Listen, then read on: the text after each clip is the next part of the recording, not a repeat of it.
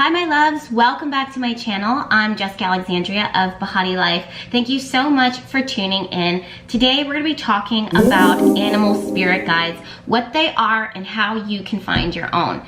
Now, the topic of this discussion today was inspired by a post that I made recently on my Instagram. Basically, I moved to New Orleans. I've been decorating my new space and waiting for new furniture to come in. But in the meantime, I felt myself kind of gravitating towards certain objects that really were connecting me to my personal animal spirit guide. For example, the cow. I got not a cow head, not an actual cow head, but a statue, like a replica of an actual cow head, and that's in the kitchen.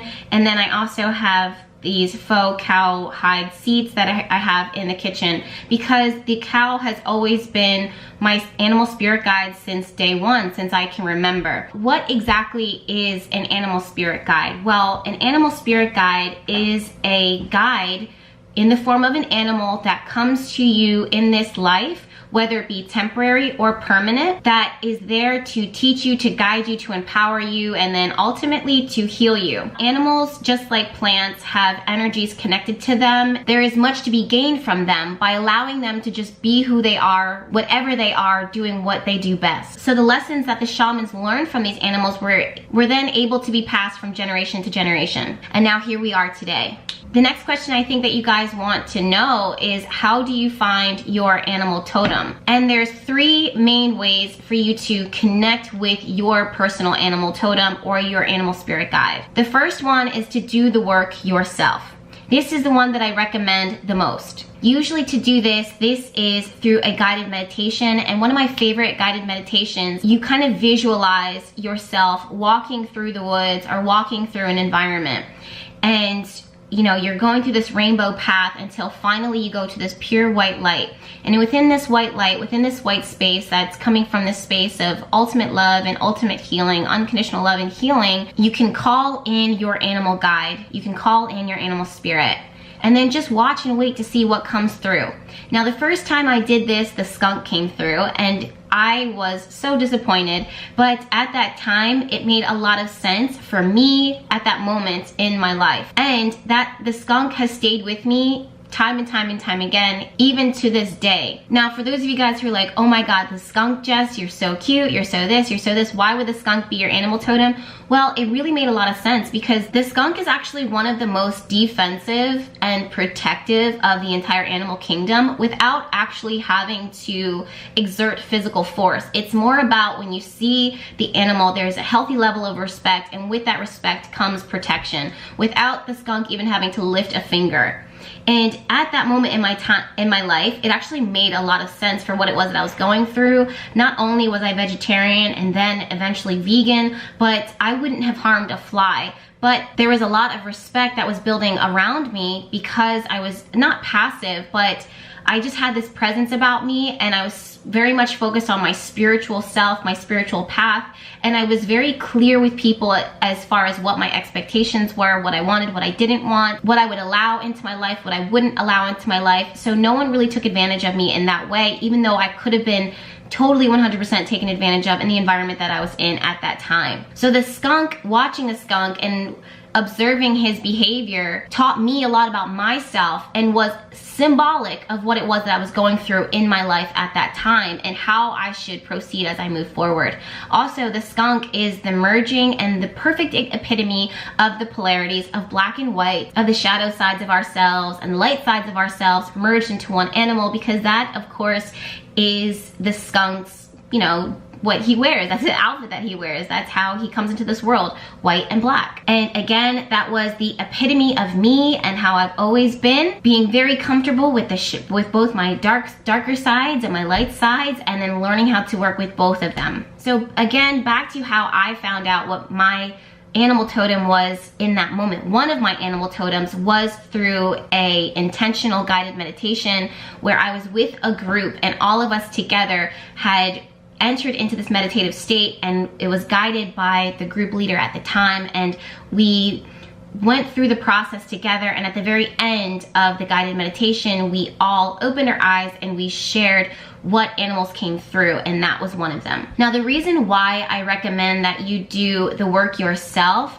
is because this is going to help you to strengthen your ability to meditate, your ability to work with your own spirit guides without having to rely on someone else to translate those messages for you. It's going to strengthen your intuition and ultimately your gifts. And I also think that from working with the spirit realm in general, they really appreciate the fact that you're trying to do the work yourself, versus it just seems in today's day and age, everyone's looking for quick, fast, easy results. And when you're doing spiritual work, it's simply not meant to look like that. It's not meant to be like that. It's like any relationship. It can't be forced. It has to be developed over time, and you need to invest your energy and your effort into it. It needs to be something that it is that you want to develop, and it is something that you should develop. That being said, the next way of connecting with your spirit, your animal spirit guide, is to go to someone else and have them do the meditation for you. Now, again, a lot of people really prefer to ask someone else to tell them what their spirit guide is, and they will do the work and find out for you through their own meditation. This is not something that I recommend, simply because I feel like, again, I'm a person who believes that you should develop the relationship with your guides, because they want to connect with you. Ultimately, they want to connect with you. You want to build the bond and this cord between you guys that's so strong. It's almost like they pick up the phone here, and you're picking up the phone here, and you guys can have this direct line of communication, versus you having to go to an operator to go to here in order to connect with your spirit guides, your animal guides, angels, ancestors, whatever. So many people, again, want the quick and easy way, them not practicing and them not developing their own gifts and talents, and that line of communication and strengthening that. Ultimately, it ends up being more detrimental than anything. So just do the work yourself. Another way that your animal spirit guides will come and talk to you or approach you is you'll see them repetitive. You'll see them in nature, or you'll see symbols of them, or you'll be drawn to it. You just can't explain it. For example, one of my animal totems, like I said in the beginning of the video, is the cow. Now, I wasn't raised in an environment that had a lot of farm life, so I didn't pass by cows every day and I'm just like, oh my gosh, this animal, really resonates with me, it gravitates towards me, and I am learning from it. I just would see the image of the cow and I would just be like, my God, there's something about it that I just absolutely adore and I love. And I don't know why I love the cow so much. I don't know why. I just find it so stunning. I could just watch it for hours. Why do I love the cow so much? Why does this, and it's just like, that's one thing. It's not even the animal's hide, even though that's beautiful itself, but just the cow in its natural environment doing what it is that it does.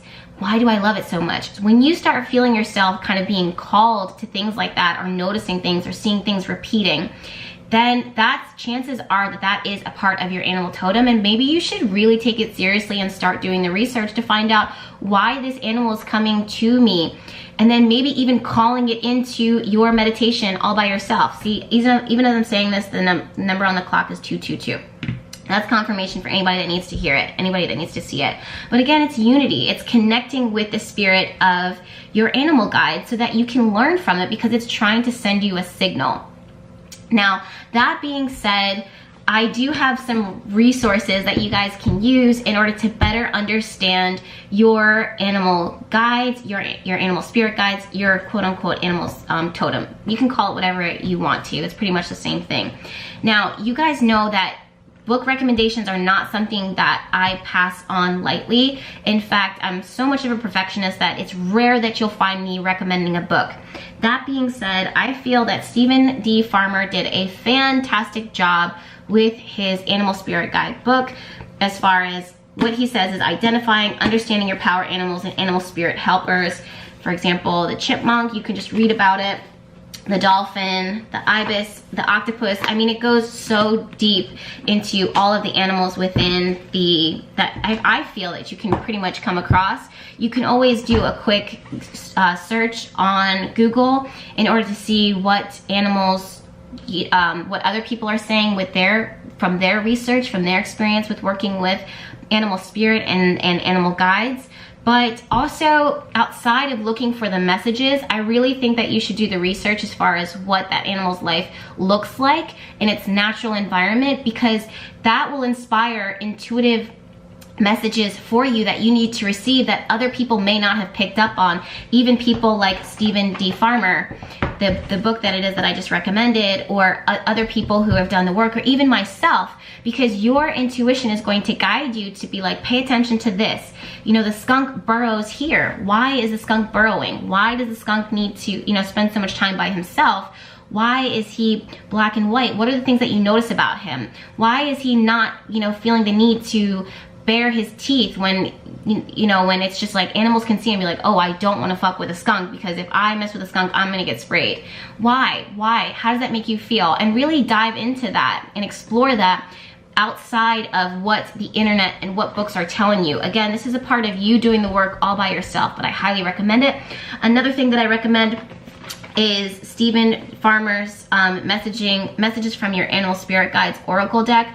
I really liked this, you know, deck, because it's just like, let's say outside of, you know, what has come to you through meditation, sometimes it's nice to just shuffle from the deck and then pull the card and see what shows up as far as what animal spirit can tell you in that moment. So that's one way that you can benefit from it. And one last thing that I want to talk about with the animal spirit guides is, are they temporary or are they permanent? Now, there are animal totems that will stick with you for your entire life. For me, that is the honeybee, the cow, and the skunk. The cow has always connected with me when it comes to my home life, my personal life, and my domestic life. The skunk has always connected with me when it came to my sense of protection and also my magic. And then the bee has always resonated with me when it came to my work and Bahati life. In fact, I wear the bee 2 times around my neck. You can't really tell right now because they're both twisted up and knotted up right now. But one was given to me as a gift and one was purchased. One was a custom gift from a friend, Kat from Stone Cooper. She's amazing. She does my custom jewelry. But anyways, so those spirit guides will stay with me for my entire life, as far as I can tell, because they just have so far. I'm 31 now and they've been with me for over 10, 15 years now. So I just can imagine them staying with me as we move forward. But again, we as human beings, we tend to evolve. But I hope they stay with me because I love their messages and they're like family to me at this point. But there are temporary spirit guides, and you'll see that when you're working with the oracle, or you'll see that while you're out and about. Well, maybe you're out walking and you see a hawk, or you see an eagle, or just being in New Orleans, you see a crow. It lands on, you know, the banister when you wake up in the morning. New Orleans is filled with crows, or maybe even something like the butterfly or whatever. You just want to be aware of what it is that is making itself known to you in that moment, especially if it repeats, or especially if it's just kind of striking to you in that moment. It's most likely the spirit of that animal that wants to share a message with you, and it's up to you to decide what it is that you're going to do with that. And of course, I recommend that you research by using books and resources like the internet, or this book, which I recommend, and I'll link it down below, or by doing your own research and study of that animal within its life, what its life looks like, what food it eats. Does it mate for life? Does it hibernate? Does it travel? Does it migrate? What are the aspects? What does its living environment look like? What does it prefer? What are its preferences? And what does that mean for you? The other thing that I highly recommend is that you keep track of it in a journal, which I think I talked about in a video recent about keeping things simple, like top 5 mistakes that witches make. So go ahead and check that out. But in the meantime, I really want to hear what spirit guides you guys are resonating with. Are they with you for life, or are they temporary? What guides are coming through for you recently? And leave those down in the comments, because I'm curious. I love the topic of animal guides and spirit guides. That's one of the reasons why I wanted to jump on this. Make sure you subscribe to the YouTube channel, because there's plenty more videos where this came from. I love you guys so much, and I'll see you in my next video. Talk soon. Bye.